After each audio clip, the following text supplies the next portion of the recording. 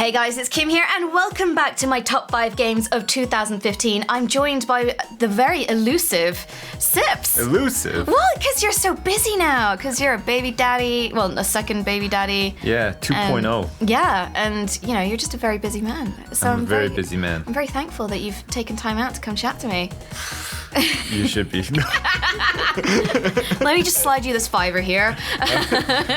Thank you.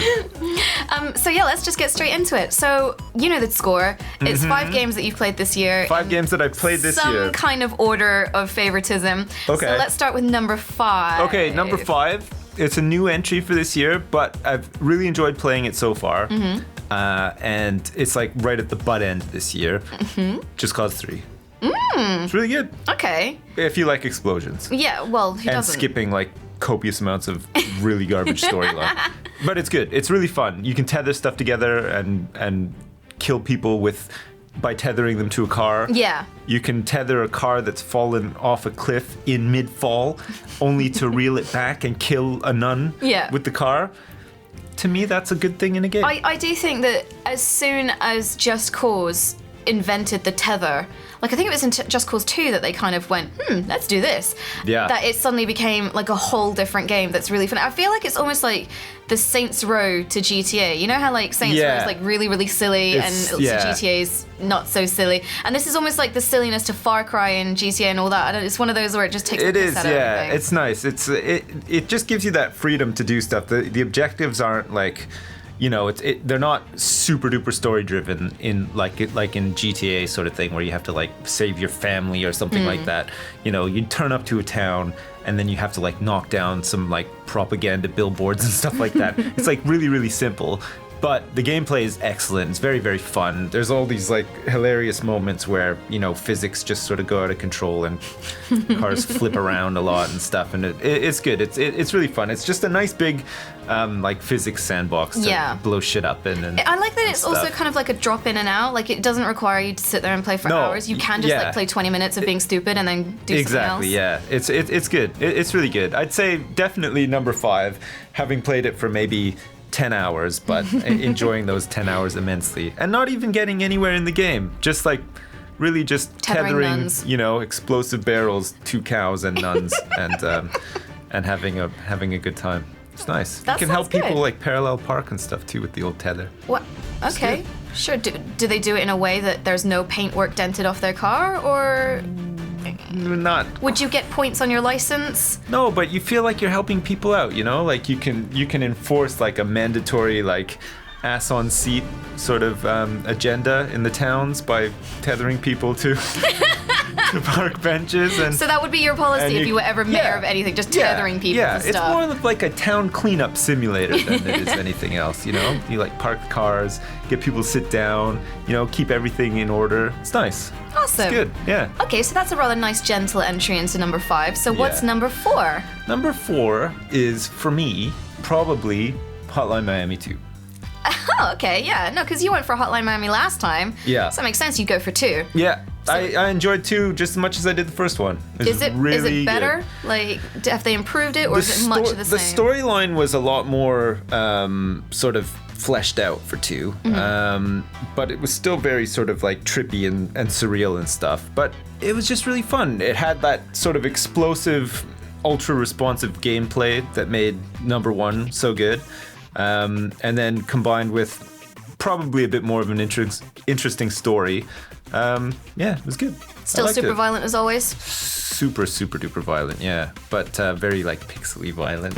So that makes it okay, right? It's not like real violence. Yeah, it's not like real stuff going on in the real world. Yeah. No, it's really, really, really good. If you like that kind of thing. I was a big fan of the first game, and I didn't feel disappointed by the second game. I was surprised too, because, you know, the second game usually has like a lot to live up to, especially if the first game was really good. But I for me personally, it delivered. I was pretty happy. Awesome. Yeah, second game's always the hardest, so that's good then. Yeah. Okay, so that's number 4. What's in at number 3? Number 3. Hang on a sec. No, I know what my number 1 is. What the hell is my number 2? Oh yeah, okay. So number 3 is a bit of a weird one. Number 3 is an old game that was released on PC right at the start of this year. GTA 5. Okay. Which I never actually played through the story mode. No one has. No, well, I never played through it on console, even though I owned it on console, and then I owned it for PS4 as well. Still never got around to it. And then this year, I got it on PC, so I've actually owned the game 3 times over now. But finally managed to get around to actually doing the full story mode of the game. And it's excellent. It's really fucking good. Yeah? Yeah, it's totally worth doing. There's amazing, really good missions, really fun, really interactive. The storyline's okay. It's pretty fun, but really satisfying when you get to the end of it. There's just lots of dumb shit you can get up to in the game, and lots of like secret places to like do cool stunt jumps and stuff at and everything. And it was really good. I think in terms of like value for money, it's an enormous game. Yeah. It's staggering how fucking big it is. It's crazy. And it's really good. It was just really good. Really awesome gaming experience, like all around. And the online only sort of extends that. I think that's the thing, is like a few people have said GTA 5 this year, and even though it's not technically a new game, it's because Rockstar keep adding new things to it, like the Rockstar editor, and like heists more online were pretty stuff, heists, cool. I enjoyed all that. I mean, I haven't done heists to death. I did them all with Hat Films, and we enjoyed the ones that we did, sort of thing. I don't think they're making any new ones. No. Apparently they took too long to make, but yeah, no, it's really good. I mean, it's always been a popular game since it came out, for the 360 and everything. But yeah, just having it on PC and being able to mod it now and all the DLC that comes out for it and everything, it's still excellent. It's still well worth getting, I would say. I think the online is probably, for me, what I find the most fun is just the ridiculous PvP stuff we do. When we do all the big sessions on the main channel and with Hat Films and stuff like that. The races and stuff are pretty fun. Yeah, it's just so silly. Some of them are really fucking frustrating though, like the spirals and what do they call them? Like the wall ramps and stuff like that, where you have to hit it at a certain angle. And like those really fucking narrow ledges that you have to ride a bike on and stuff. Well, you know it's going to be a good/bad session when Tom is kind of like, "Hey guys, I got some loops for you," and you're just like, "Oh god, we're in for pain here. We're in for serious pain." That nonchalant way of delivering the bad news as well. Like, hey guys, loops, my favorite. Yeah, no, it's good though. That's 3 for me, right? That's 3. That was my number 3. Yeah. So what is number 2? Number 2 is a game called Kingdom, which is amazing. Fuck, it really just caught me by surprise too. It's just this little indie game. It's like a side-scrolling game, and I think they're still sort of adding to it and sort of fleshing it out or whatever. But you're a king, and you're on a horse, and you start off with this small little settlement, and then you have to like hire people to like run the settlement for you and build little fortifications. But it's all like this like beautifully sort of 16-bit pixelated game, and you only go back and forth between like your little like fortifications and stuff, but you have to slowly sort of like expand your influence out, and there's like these demon portals, and every once in a while the demons attack you, and you have to have like all your towers up and stuff. I played for hours, and like I actually got to the end of it like in the build that I played, and I haven't played since. But it was super enjoyable. Like, it was just really, really good. It really caught me by surprise as well. I wasn't expecting to like really enjoy it as much as I did, but I played a ton of it. It was great. It was really good. It's called Kingdom. Do you have to build up like your influence and kind of build up your kingdom? So you sort of like, there's certain things that you can interact with. Like, so once you leave like where your little base is and you've built some towers and you've like assigned some archers or whatever, you go out into like the forest or whatever, and you can sort of like mark trees for them to come out and cut down. You can mark areas for them to like build farms and build like reinforcements and things like that. And then slowly your base just sort of gets bigger and bigger, and it just starts sprawling out towards like these portals where like the demons come out, and then you can attack the portals and kill all the demons, and it's really good. It's really, really fun. It's really nice. Like this year has been really good for indies, like just coming out of nowhere and going like, whoa, okay, that's awesome. Yeah, because another one that I really enjoyed playing it, I don't know if it's so much of an indie game, but that Human Resource Machine. Yeah. I wouldn't put it in my top 5, but it was so fucking good. Like, it's just like this like sort of like programming game or whatever, but like they made it really fun. You're in like a little factory where you have to like take a block from one conveyor belt and put it on another, but you have to like do some stuff to it and everything, and it's really, really fun. But I like not top 5 fun. Not top 5 still fun, very but good. still worthy of an honorable mention. Yeah. Okay, so that's your 4 plus honorable mention. Yeah. So what is Sips's number 1 game of 2015? Fallout 4. Aw, I knew you were going to go there. Everyone has. It's so good. It's really, really good. It's lived up to the expectations. Well, it's probably gone beyond the expectations. The whole, like, the fact that you can build, like, trash bases and stuff, build up all these settlements, it's huge. The modding potential later on, once people sort of get, like, up to speed with modding for it and everything, it's just excellent. I think I played, like, 60 hours of the game, like, up till now. And I don't think I've even done like 10% of the quests in the game. You mentioned the other day you haven't even been to Diamond City at that point. No, like I've only just gotten to Diamond City and I haven't continued any of the quest lines from there. Like all I've done is gone out exploring. I've found random places that I've really enjoyed, like going around, doing shit in. I've spent so much time just building up my base and like trophy rooms and stuff because I like doing that. Like I did that in New Vegas and like I did that in Fallout 3 when I played it. I never finished Fallout 3, but it's just one of those things, you know, you get your player housing and it's always this place that you come back to and you just drop shit off. But the fact that you can make like a settlement, you can make your own base and make it look exactly how you want it and stuff is just, it's just such an excellent addition. Like it's just made the game just so memorable. So have you spent like a lot of time tinkering with that? Yeah, lots of time, yeah. It's but really do you good, bother with the other settlements or do you just have like one main one? So like I've set up my die? settlement in Sanctuary Hills and then the other ones, I set up supply lines too so that later on if I want to go build something on it, I can do that, but generally I just set up the supply lines because I just go to the settlement and just completely trash it.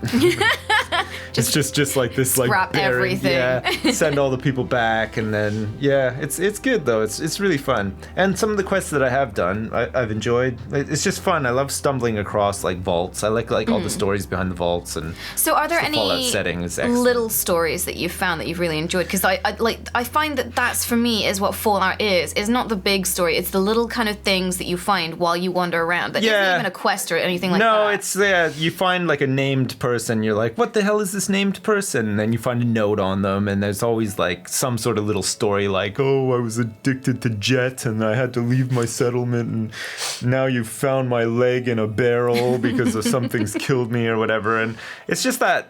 You get this big map, you know, like the best moment in any Fallout game is when you leave the vault for the first time and you open up your Pip-Boy and you open up the map and you see how big it is and you're like, oh shit, I'm gonna have so much fun out there. Like there's so many places to explore and so much shit to do. And I love how you can just sort of like do whatever you want, you know, like go rescue a cat. No, I want to shoot that cat, you know, like, you can do it. And the game just sort of adapts to like how you play it. And like, I think Fallout 4 has gotten a lot of flack from people where they're like, well, you can't be like super evil, and I was expecting to be super evil and stuff, but you know, if you follow the storyline and stuff, maybe, but you should just, you know, you can still go out and shoot cats. Yeah, absolutely. Yeah. Go out and just do your own thing, make your own story, like, you know. I love that it still has the Bethesda buggy charm. So I don't know. It's definitely a charm, isn't it? Bethesda. Well, I don't know if it was a bug or what the other day, but I went out and I was following a quest line, and then I got attacked by one of the bears. And then while that thing was attacking me, it kind of aggroed some nearby stingwings. So I was being attacked by stingwings and the bear, who were also taking turns to attack each other. Nice. And then they all dragged in a legendary Deathclaw. No. And I was just stood there going, no. Just no, and and all of us were just taking turns to attack each other, and like, you know, and then they would attack me, and then they would attack each other, and then they would attack me, and I was just like, I don't know what to do here, like, you know, I massively panicked. Yeah, but that's what's so great about it. Like I was farting around in, it's like some old like military base or something. And I went inside and I came back outside because I wanted to like continue exploring or whatever.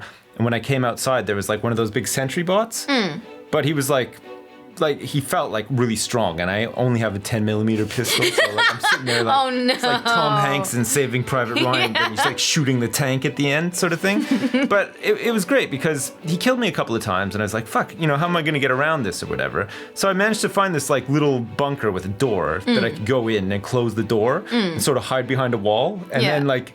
He would keep circling around the bunker and trying to get to the window to come at me, so I'd throw a grenade out. And then I just like eventually whittled him down and managed to kill him, and it was just... But I love that about Fallout games and, like Skyrim was a bit like that with dragons and stuff as well, where sometimes you just got to like think on your feet or, just try different things, you can't just charge in and just, shoot it a lot and kill it. Sometimes you have to like hide. Have a little think. Yeah. And it's just really enjoyable. Like it was, it was frustrating getting killed, but it was great finally, killing it and thinking, oh shit, that actually worked. Sweet loot, So I got to hide in this little bunker and stuff. It was pretty fun. Yeah, it was good. But I do like that it does reward exploration. So like there's so many situations where, you could just go in, there's the front door, the marker says the front door's there, you could go kill everyone. Yeah. But there's so many situations where it's like, oh, I found a passageway that's taken me right underneath and like into the heart of darkness. And absolutely. Yeah. I love that. And when you come up behind enemy lines and everyone's like, huh? And all the turrets are facing away from you, you're like, yes. Yeah, you just sneak up behind them and then just take them all out. Yeah, it's great. It's a fantastic game. Like I said, it just totally lived up to expectation. Everything I wanted to do in a Fallout game. And you just get to that point where you think like I could really do with like a new Wasteland adventure, like and similar like when the next big sort of like Elder Scrolls game comes out, you just you'll get to the point where you just think, fuck yeah, I just want like a big fantasy landscape to go out and shoot a bow and arrow in and stuff like that. And it'll be great. And as long as there's lots of shit to like discover and do and stuff like that, they'll always be great games. Really good. Awesome. So that is your top 5 of 2015. So in at number 5 was Just Cause 3. Yeah. In at number 4 is Hotline Miami 2. Mm-hmm. In at number 3 is GTA 5.